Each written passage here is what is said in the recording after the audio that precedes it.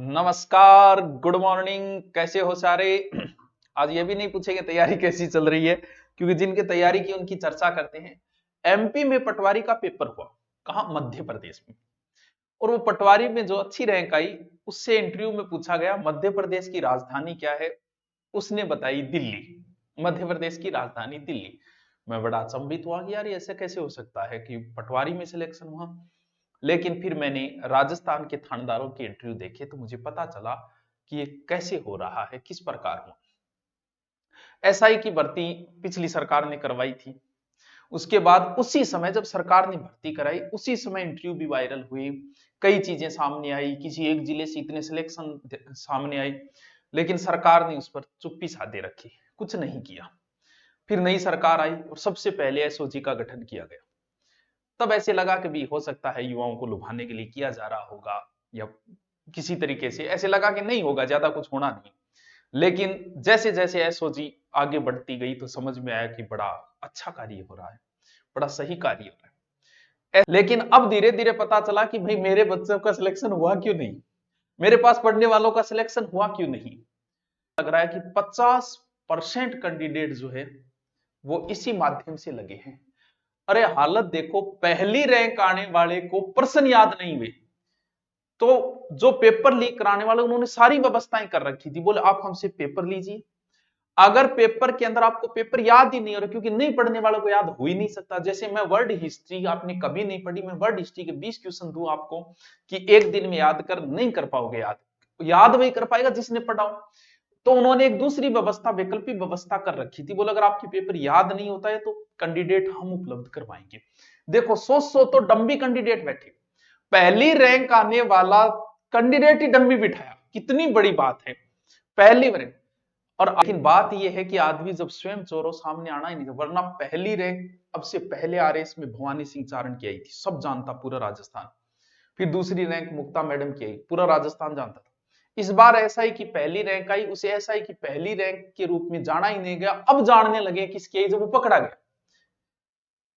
अब खुद सोच लो आप, वरना तो पहली रैंक एसआई आई, दूसरी तीसरी रैंक आई, अगर उन्हें अच्छा नॉलेज हो तो वो तुरंत आते यूट्यूब पे, अच्छा ज्ञान देते लोगों को, अच्छा नॉलेज देते। अब तक तो करोड़ों के कोर्स बेच जाते, ऐसा कर सकते थे, लेकिन करे कहां से, पर्सन ही याद नहीं हो रहे, कैंडिडेट डम्मी बैठाना पड़ा उनको। इंटरव्यू के बाद में हालत देखो, स्टेशनरी की दुकान चलाता था, थानेदार बन गया, एडिशनल एसपी बन के रिटायरमेंट होगा। ऐसे लोग आए हैं बेईमान करने वाले। और जो लोग पकड़े गए उनके परिवार के सदस्य भी ज्यादातर पुलिस नौकरी में, परिवार के सदस्य। अब उन्होंने पेपर की व्यवस्था करके दी, किसी के बाप ने करके दी, किसी के भाई ने करके दी। अब सोचो जब वो पकड़े गए, और महिलाओं ने भी कंधे से कंधा मिला रखा है पूरा, क्योंकि महिलाएं पुरुषों से कम नहीं रहेगी। 15 पकड़ी गई शुरुआत में, जिसमें 9 पुरुष और 6 महिलाएं थी। और महिला कानून में हर मामले में बच जाती है, यहां कैसे बचोगी भाई? सोचो तुम्हारी क्या हालत होगी। अब जब पेपर की व्यवस्था तुम्हारे बाप ने भी करके दी, अब तुम्हारा बाप जब सामने आएगा तो तुम्हारी आंखें उससे जरूर पूछेगी कि बापू मैं तो यही काम चला लेती, अब मेरी क्या हालत हुई।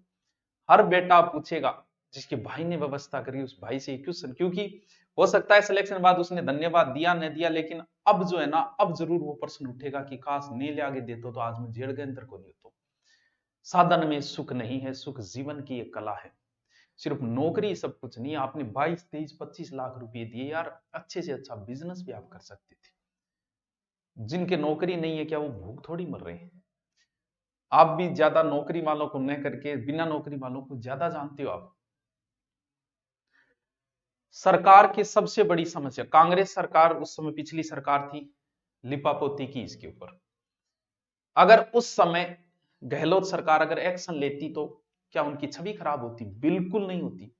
समस्या यह कि अब बीजेपी सरकार क्या करेगी, इस पेपर को अगर रद्द करती है तो कांग्रेस सरकार की छवि खराब, अगर नहीं करती है तो इसकी खराब। अब करेगी क्या, ये फैसला क्या करेगी? क्योंकि 50% कैंडिडेट जब ऐसे आ गए हैं और वो फील्ड में जाएंगे तो क्या करेंगे वो? 50%, ये 10% तो होता ही है, 10% को रोका भी नहीं जा सकता। ये 10% तो होगा ही होगा, भले वो कोई एग्जाम हो। चाहे कितनी टाइट सिक्योरिटी कर देना, 10% होंगे, लेकिन 50-50%। अब 859 जो थानेदार की पोस्ट थी, अगर मैं जिलों का भाग दूं, उस समय के तात्कालिक 33 जिले थे, तो एक जिले की अगर मैं बात करूं तो लगभग 25-26 पोस्टें आती हैं। अगर मैं तहसील का भाग दे दूं 859 है, तो एक तहसील के 2 या 3 पोस्ट आती है। और जब एक एक जिले से 200-200 लगे तो सरकार मूक कैसे बैठी रही? उनके जब इंटरव्यू वायरल हुए तो सरकार कैसे मूक बैठी रही? उन्होंने देख के अनदेखा कैसे कर लिया सरकार ने? समझे? सरकार ने सोचा कि हम रद्द करेंगे, हमारी भर्ती तो छवि खराब होगी, कतई नहीं होती। तुरंत एक्शन लिया जाता उस समय तो शायद अच्छी छवि बनती सरकार, लेकिन आज अगर लिया जाएगा तो सरकार की क्या बनेगी? तो भर्ती सरकार का निर्णय है ये, लेकिन जिस हिसाब से कैंडिडेट है, 100 डब्बी कैंडिडेट, आज उनकी नींदें उड़ी हुई हैं। थानेदारों को पुलिस वाले पीछे पड़े हुए हैं, थानेदारों को पुलिस वाले गाड़ी में घाल के ले जा रहे हैं, गाड़ी में डाल के क्या हालत हो रही है, रातों की नींद उड़ी हुई है सबकी। अरे इससे अच्छा तो पहले सुकून अच्छा था। ना पद में सुकून है, ना पावर में सुकून है, साधन में सुख नहीं है। अगर आप 25 लाख कहीं इन्वेस्ट करते हो, और देखो जो पकड़े गए वो पहले भी नौकरी में है, उनके फैमिली के सदस्य नौकरी में हैं, और फिर भी उन्होंने 25-25, 30-30 लाख। समस्या ये कि बेचारे नए जो बंदे थे, मेहनत करने वाले, उन पे क्या गुजरी होगी? शायद उनकी बद्दुआएं भी लगी होगी, आपको लगेगी। और ये फील्ड में आके भी क्या करेंगे? भ्रष्टाचारी फील्ड में आके क्या करेगा? भ्रष्टाचार।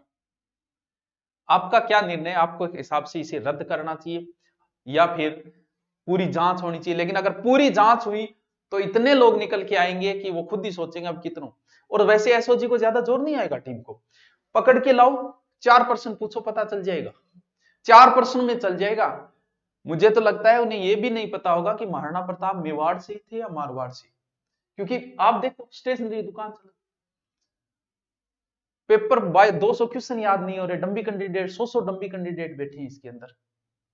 आप बताइएगा क्या? हमारा तो ये कि इतने सदस्य अगर निकल रहे हैं, 300-400 निकलेंगे धीरे धीरे करके, इतने निकल रहे हैं तो जाहिर सी बात है कि भर्ती रद्द ही होनी चाहिए। अगर कम है तो एक सरकार का निर्णय है कि सरकार क्या निर्णय कर पाती है। Okay, thank you. आप भी अपना कमेंट करके बताएं क्या क्या होना चाहिए इसके अंदर। ओके।